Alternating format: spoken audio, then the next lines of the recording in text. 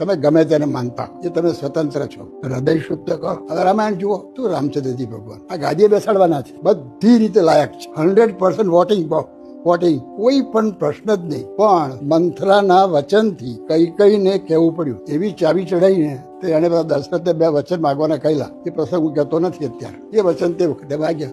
કઈએ દશરથને કહ્યું તમે મને 2 વચન આપવાનું કહેલું હતું, તો એક વચન એ આપવાનું કે રામચંદ્રજી જંગલમાં જાય અને ગાદી ઉપર મારો દીકરો ભરત આવે. અને જે દશરથને શોખ લાગ્યો છે, તો હાલતા જ નથી, મગજ ફરી ગયું. રામચંદ્રજી સ્થિર છે. હિમાલય હાલે તો રામચંદ્રજી હાલે, કઈ વાત કે મહાદેશનો પ્રશ્ન જ ક્યાં છે? જ્યાં મારા પતિ હોય ત્યાં જ હું હોઉં, પણ તમારે જંગલનો દુઃખ સહન નહીં થાય. અને ચિંતા થાય કે રામચંદ્રજીનો મારી પર એટલો પ્રેમ છે કે હું ગમે તેટલું દુઃખ સહન કરી શકીશ.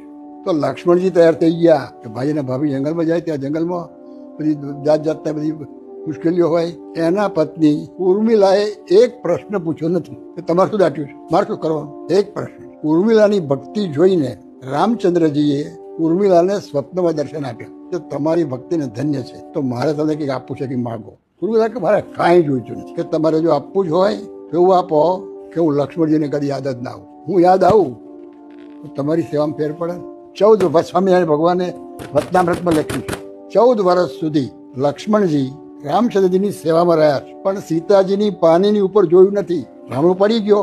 હવે સીતાએ વિચાર કર્યો કે રામચંદ્રને શોધવા આવવાના છે, એટલે પોતાના ઘરેણાં કાઢી અને સાડીમાં ફાડી પોટલી કરી નીચે નાખી. અને રામચંદ્ર લક્ષ્મણજી શોધવાની પોટલી હાથમાં આવી. તો રામચંદ્રજીએ લક્ષ્મણને પોટલી બતાવી, નાકને વારી બતાવી, કાનનું બતાવ્યું, ગરાનું બતાવ્યું, હાથનું બતાવ્યું, કે મને ખબર નથી પડતી, પગનું ઝાંઝર બતાવ્યું. આ સીતાજીનું છે. શું તમે વાત કરો છો? શું ભક્તિ છે? આખું તમે રામાયણ વાંચો બાપા, આખું તો થોડું ખબરો. તમારે જે માનવું હોય માનો, અહીં સંયમ છે જ નહીં.